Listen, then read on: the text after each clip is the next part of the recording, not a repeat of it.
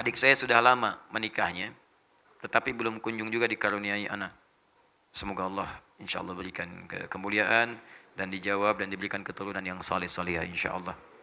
Ternyata ada masalah sampai pada berita terakhir yang disampaikannya yaitu tuba fallopiannya sudah diangkat. Nah, dia berencana program kehamilannya dengan bayi tabung. Itu bagaimana dalam pandangan Islam, diperolehkan atau dilarang? Baik, syukron pawaha.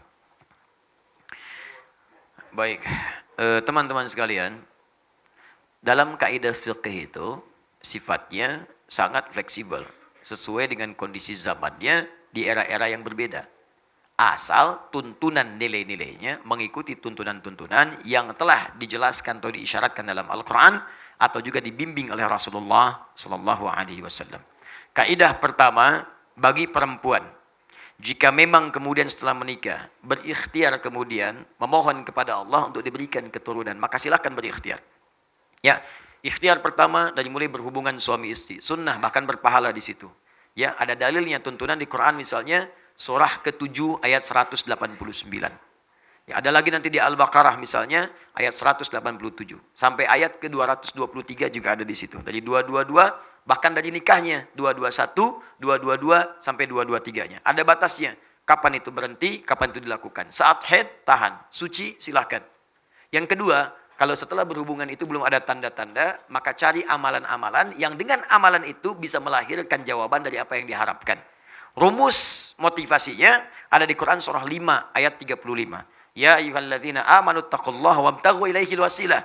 Hei orang-orang beriman, tingkatkan takwamu kepada Allah, cari wasilah dengan takwa itu untuk menjawab apa yang kamu inginkan. Misal Anda punya harapan nih, ya Allah saya pengen punya keturunan, 2 tahun belum ada, 3 tahun belum ada, 4 tahun belum ada. Apa cara terbaiknya? Kata medis gak bisa ini mustahil, kata klinis gak mungkin. Maka cara yang terbaik adalah kembali kepada Allah yang tidak punya batas. Semua akan dikasih. Bagaimana caranya? Allah berikan satu jalan, satu aja. Ittaqullah, tingkatkan takwa kepada Allah. Rumusnya takwa. Takwa itu disebutkan 115 kali dalam Al-Quran. Maka setiap menyebutkan kalimat takwa, di situ ada amalan. Keluarkan amalannya. Tempuh amalan itu dengan niat untuk mendapatkan jawaban dari ikhtiar yang sedang dikerjakan. Apa contoh dari takwa itu? Salat. Karena kalimat takwa pertama dalam Al-Quran, bagi orang beriman, disandingkan dengan salat. Dan mana dalilnya Ustaz? Quran surah kedua Al-Baqarah, ayat kedua sampai ketiga. Dzalikal kitabu la raiba fi hudal lil muttaqin. Siapa orang takwa muttaqin itu? Ayat 3-nya. Alladzina yu'minuna bil ghaib wa yuqimunas shalah. Yaitu orang yang telah beriman kepada Allah walaupun tak nampak dalam pandangannya, maka dia memaksimalkan salat dengan membuktikan keimanannya kepada Allah. Buktikan iman dengan salat. Minta dalam salat, bangun, tunaikan salat.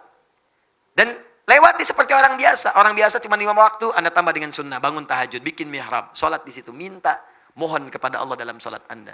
Ini pernah dicontohkan langsung, bahkan ada dalilnya. Kisah Nabi Zakaria. Di Quran surah ketiga Ali Imran. Ayat 38 sampai 39. Bangkit sholat di mihrab. Begitu sholat, berdiri, minta kepada Allah. Dalam berdirinya mohon. Ya hunalika da'a Zakaria Rabbah. Di mihrab itu saat sedang sholat, Nabi Zakaria bermohon kepada Allah Rabbnya. Ya ingat ya, sholat itu hal yang sangat penting untuk bermohon. Karena itu secara fikih sholat disebut doa. As-sholatu hiya doa. Sholat itu doa. Jadi kalau sedang sholat, minta. Ada 4 posisi yang paling strategis. 4, 1 berdiri, 2 saat ruku', 3 saat sujud, 4 sesaat sebelum salam. Strategis untuk memohon kepada Allah, minta. Makanya dulu semua nabi, orang soleh itu kalau punya hajat, sholat. Minta. Sholat. Dalam sholat kita tuh 5 kali, minta. Hajat kita apa? Minta. Ya, kalau ada yang mendesak, misalnya datang ke masjid, tahiyatul masjid, minta sholat. Lihat waktunya, kalau duha, dalam sholat duha minta. Syuruk minta, syuruk. Malam tahajud minta. Semua nabi sholat. Kalau nggak percaya, lihat di Quran. Quran surah ke-20 ayat ke-14. Nabi Musa sholat. Nabi Isa sholat. Quran surah 19 ayat 31 sampai 33. Nabi Ismail tadi sholat. Quran surah 19 ayat 55. Bahkan minta keluarganya sholat. Wa kana ya'muru ahlahu bis sholat. Minta keluarganya sholat. Para nabi nyuruh keluarga sholat. Anda bayangkan. Nabi Muhammad minta. Bukan cuma anaknya, Fatimah misalnya, tapi juga suaminya, menantunya. Ali bangun, minta, sholat, minta. Apa yang dikatakan Nabi Zakaria dalam sholatnya? Qala rabbi habli min ladunka dzurriyyatan thayyibah innaka sami'ud du'a. Ya Allah, mereka memvonis aku tidak mungkin punya keturunan. Mereka katakan mustahil karena istriku divonis secara medis itu menopause dan mandul. Maaf. Habli dari kata wahab. Wahab itu artinya pemberi yang tidak punya batas. Sifat Allah memberi yang tidak punya batas. Wahhab. Ini dahsyat. Ini kalau ingin berdoa, awali dengan nama Al-Asma'ul Husna. Ayatnya jelas, Quran surah 17 ayat 110. Qulid Allah awid Rahman ayyamma tad'u falahul asma'ul husna. Kalau punya hajat sebut nama Allah atau Ar-Rahman atau cari nama yang sesuai dengan hajatnya. Kalau butuh rezeki ya Razzaq. Besok mau ujian ya Al-Alim, ya. Ini pengen punya sesuatu, kata manusia terbatas, cari yang tanpa batas. Wahhab. Wahhab permintaannya disebut hab. Kalau untuk banyak hablana, untuk sendiri habli. Qala rabbi habli min ladunka dzurriyyatan thayyibah. Ya Allah, saya mohon anugerahkan dari sisimu saja ya Allah. Engkau pemberi yang tidak punya batas. Mereka katakan saya terbatas. Aku mohon kepadamu yang tidak punya batasan ya Allah. Anugerahkan aku keturunan dari sisimu saja. Engkau pasti mendengar doaku. Kalau pada yang maha mendengar pun tidak dikabulkan, kepada siapa lagi aku mesti memohon. Itu dipanjatkan dalam keadaan berdiri, masih berdiri dalam sholatnya. Tiba-tiba kemudian selesai berdoa. Sholat belum selesai, masih selesai berdoa, masih berdiri dalam sholat. Turun jawaban malaikat. Ayat 39-nya, surah 3 ayat 39. Fanadathul malaikatu wa huwa qa'imun yusalli fil mihrab. Turun malaikat menyeru sedangkan beliau masih berdiri di mihrabnya, sedang sholat. Di sholatnya belum selesai. Anda bayangkan dahsyatnya berdiri, dahsyatnya dalam sholat. Berdoa dikabulkan, sholat belum selesai. Ustaz, kalau sudah dikabulkan begitu, nggak usah ditulisin aja apa sholatnya Ustaz ya? Enggak juga. Sampai beres, sebagai syukur kepada Allah. Ya. Turun. Annallahu yubashshiruka bi Yahya. Allah kasih kabar gembira, Anda akan punya anak, langsung namanya dari Allah Yahya. Artinya hidup. Yang mustahil lahir dari rahim seorang perempuan yang monopus dan mandul. Kata medis, kata Allah nggak ada yang mustahil. Lahir dan hidup dia. Silakan. Tiru itu. Karena janji Allah mutlak. Saya sering sampaikan berkali-kali, Allah itu kalau sudah berjanji, itu pasti ditepati. Allah yang berjanji, Allah yang menepati. Kalau manusia kan beda. Kau yang berjanji, kau yang mengingkari. Ya. Kau yang awali, kau yang akhiri. Allah beda. Dia yang awal, dia yang akhir. Dia berjanji, dia menepati. Innallaha la yukhliful mi'ad. Allah tidak mungkin kemudian mengingkari janjinya. Pasti ditepati. Ya, jelas sampai di sini? Kapan itu terjadi? Cari situasinya sampai dengan Anda membaca kalimat iyyaka na'budu wa iyyaka nasta'in. Itu perintah di Quran surah kedua ayat 45. Wasta'inu bisabri wassalah. Kalau punya masalah, sabar dulu lalu minta dalam salat. Wasta'inu, minta. Kita akan minta nasta'in. Kita mohon iyyaka na'budu wa iyyaka nasta'in. Maka dijawab di hadis qudsi. Qala Allah azza wa jalla, hadza baini wa baina 'abdi wa li 'abdi ma sa'al. Ini perjanjian antara aku dengan hambaku. Kalau hambaku benar salatnya sampai bacaan ini, apapun yang dia minta sekarang aku akan kabulkan. Saya pernah ajarkan ini pada beberapa kalangan.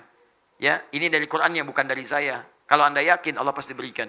Masya Allah, ada yang 7 tahun, 8 tahun, sekian tahun dia praktekkan. Tidak menunggu lama, tiba-tiba kirim foto mihrabnya. Ya. Ubira, sampai teriak, sampai nangis. Sudah bertahun-tahun, tiba-tiba terjadilah itu. Allahu Akbar, indah.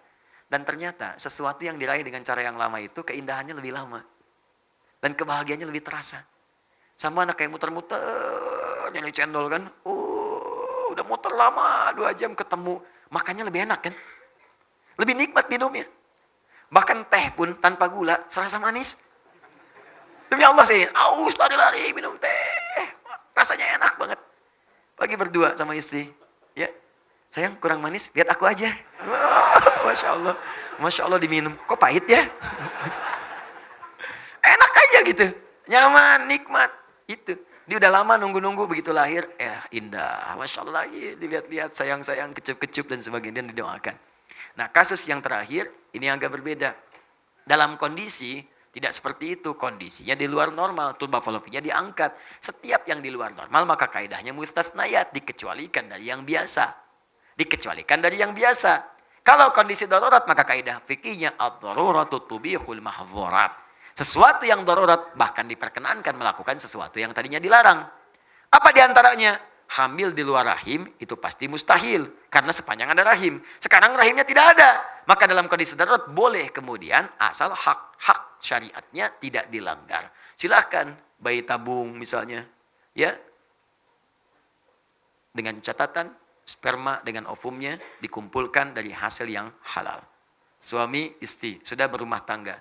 Ya. Tubak falopi diangkat. Nggak mungkin secara medis kandung misalnya. Dia nggak bisa nih. Rahimnya udah bermasalah. Maka silakan sperma suaminya dengan ovum istrinya dikumpulkan jadi satu, diproses di situ. Silahkan dikembangkan.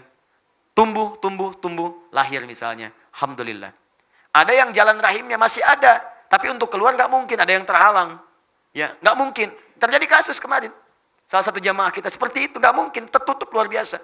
Untuk hamil, ya, dia bisa kemudian mengandung untuk melahirkan, tapi untuk jalan masuk spermanya nggak ada, terhambat dia, susah.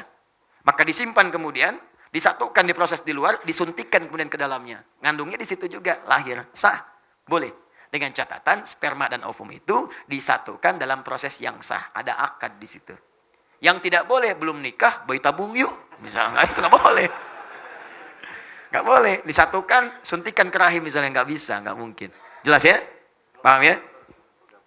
Boleh, silakan. Program kembar, boleh misalnya. Ya, kembar yang terbaik itu bermohon kepada Allah Subhanahu Wa Taala, minta.